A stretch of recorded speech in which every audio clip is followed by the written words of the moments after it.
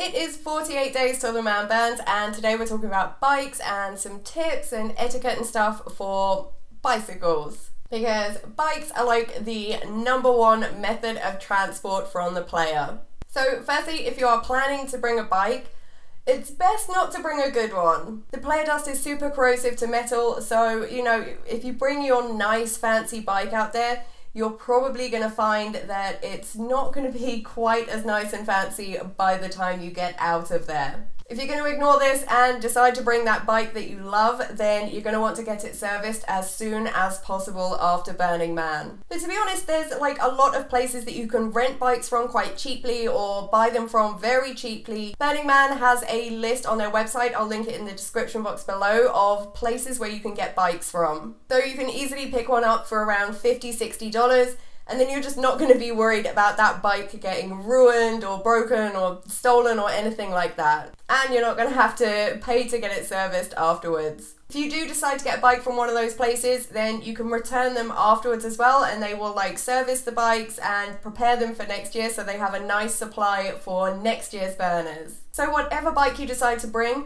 you will want to bring a bike lock. A lot of people swear by the ones that have symbols instead of letters or numbers, because it's much easier to remember the bike lock combination for some people if it's just some symbols or pictures that they've got to match up. But whichever kind you get, just make sure you have a decent bike lock, because sadly some bikes do get pinched, and if you don't lock it up, then even going into the porta potty for a second and leaving your bike unlocked, you might end up coming out and finding out that your bike has disappeared. A lot of the medium to large theme camps that attract crowds, they will have bike racks or something outside that you can pop your bike in, because it sucks to just have a ton of bikes in a huge pile. But if you are further out, if you're out looking at art or something and you decide I just want to walk around, I want to ditch my bike, make sure you ditch it somewhere where it's next to something, so you're going to be able to find it again. If you just leave it kind of in the middle of the playa with no landmarks or nothing to lock it up to,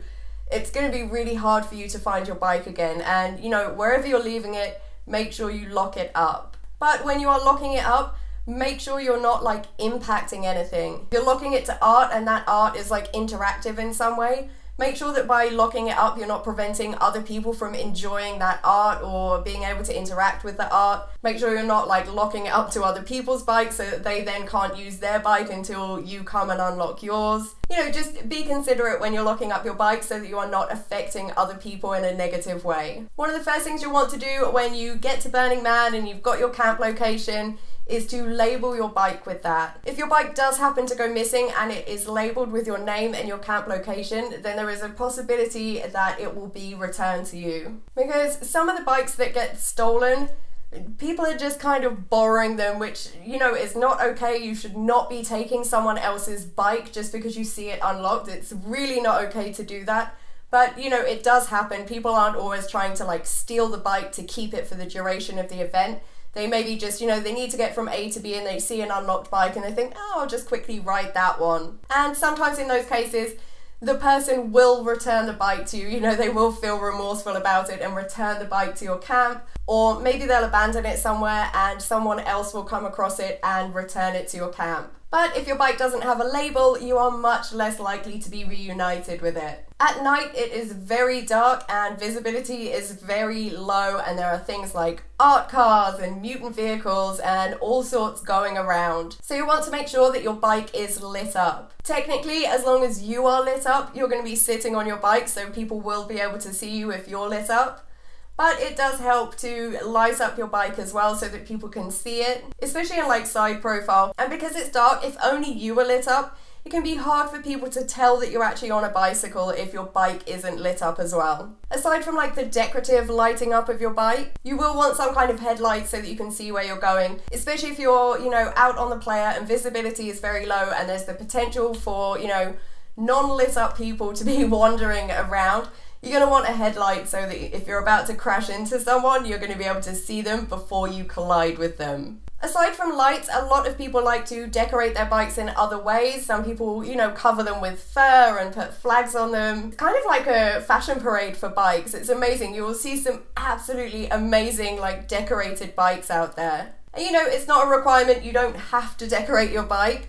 but it can make it much easier to kind of pick out of a crowd of bicycles if you have something on it that's really easy for you to spot and recognize. So even if you don't want to go like full hog decorating it completely in fur and lights and stuff, try and bring along something that you can like stick on it or attach to it that's just going to make it really, really obvious that, you know, that's your bike. It's also really nice to have a bell on your bicycle so that you can like ding ding and kind of let people know that you're coming. You know, if you're about to whiz past someone and they haven't seen you, or you're about to crash into something, you know, ring your bell and give other burners like a heads up that you are coming. Also, bicycle bells are just fun to ring. Let's all admit it. It's kind of fun to cycle around and be like ding ding. Not all bikes are really suitable for Burning Man. You really want something that has like nice fat tires that are gonna hold up really well. Also, having like a fat seat, like something really nice and padded to put on the saddle, is amazing, because if you don't ride bikes very often, you'll be surprised at how quickly your bum starts to hurt, and you do not want to be getting saddle sores and butt pain from riding your bike too much.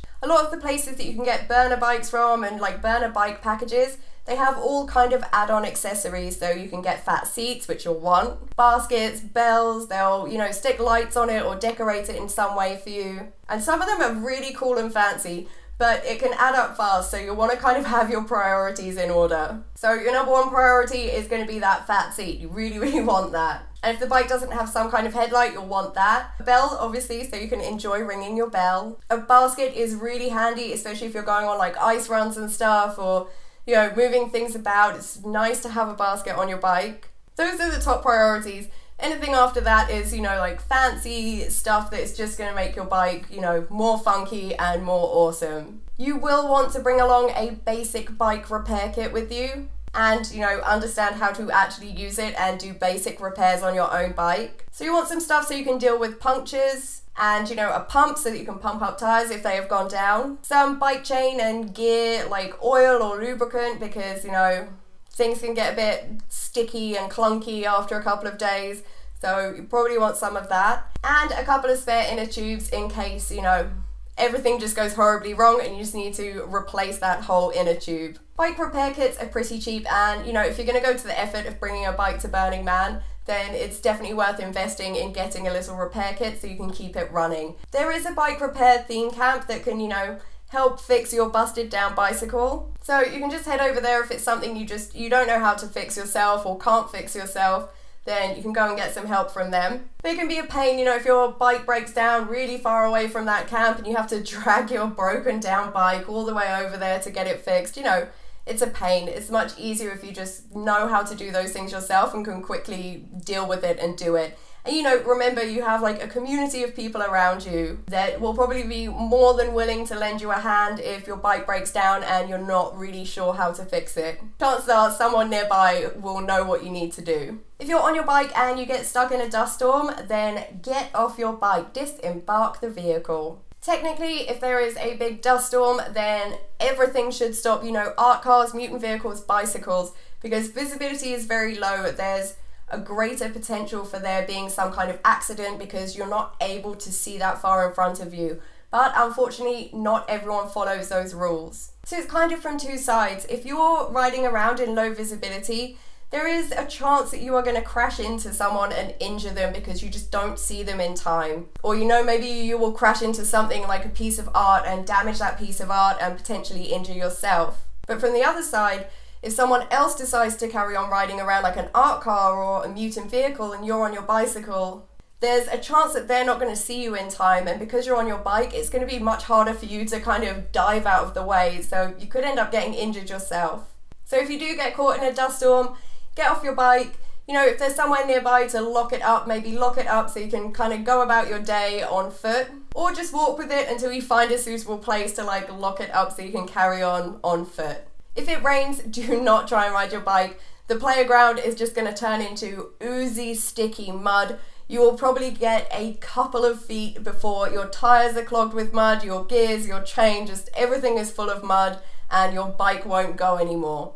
And aside from that, you know, you're kind of ripping up the playground when you're trying to go through it when it's in the sludgy state. So if it rains, if the playground is wet and muddy and sludgy, leave your bike at camp or lock your bike up wherever you are and, you know, go about your day without your bike. When you're at your camp, you want to keep your bike inside your camp and locked up. Some people bring along like some wire stuff that you can attach to your vehicle as like a makeshift locking point for all the bikes. But you really don't want to be leaving your bike kind of laying around outside your camp. Your bike is far less likely to go missing or get stolen if you are locking it up, even when you're in camp. Leaving it out in public view in your camp or, at the edge of your camp or something, you're kind of offering a bit more opportunity for it to be taken. So even if you're not going to do the thing with the wire to the vehicle, just make sure that they're still locked up even if they're in your camp, and keep them somewhere like a bit out of the way, a bit out of kind of public view, especially if you're all like heading out on foot and leaving all of your bikes at camp. One of the biggest things is, be considerate to others around you. Like I said with locking your bike, don't lock your bike in a way that's going to negatively impact other people. If you're cycling around, be considerate of the other people around you. Don't go like racing through streets where there's big crowds, at top speed on your bike, ringing your bell and like yelling at everyone, like, get out the way, be considerate of the other people around you. Don't bring your bike into like theme camps and stuff and places where it's obviously not supposed to be. And it is obvious because you will see like where everyone's bikes are outside that camp. So it's pretty obvious that you shouldn't be bringing your bike in there, you should be leaving it with all the others. Unless of course you come across a camp where everyone is sitting there with their bicycles in the camp. The other thing of course is, do not take a bike that doesn't belong to you. Even if it's like your friend's bike or your campmate's bike. If it's your friend or campmate's bike, ask them if you can borrow it, get an okay, get permission to do it. Don't just like jump on someone else's bike, even if you know them, and cycle off somewhere. Like, depending on your friend, like sometimes that might be okay. Like, hey, I was just going to get ice really quickly and like, I was making a super quick trip or quickly going to the Portaloos. But to take someone's bike without permission and like go out all day with their bike, you could be screwing up their day for them. Get permission before you do that. And if it's someone you don't know's bike, even if it's not locked up, even if it looks like it's abandoned, like whatever bike you see, if it is not a communal bike and you do not have permission to take that bike, do not take it. Think how sad you're making someone else. Someone has gone to all this effort to bring a bike with them so that they have a bike to get around and be able to do the things they want to do, and you're taking that away from them. You are impacting their burn negatively. So please do not take someone else's bike if you do not have permission to be using it. So I hope this was helpful, guys. I would love to hear your thoughts on bicycles and any tips and tricks and etiquettes you have. And if you see me at Burning Man this year, feel free to come and say hi to me. Bye, guys.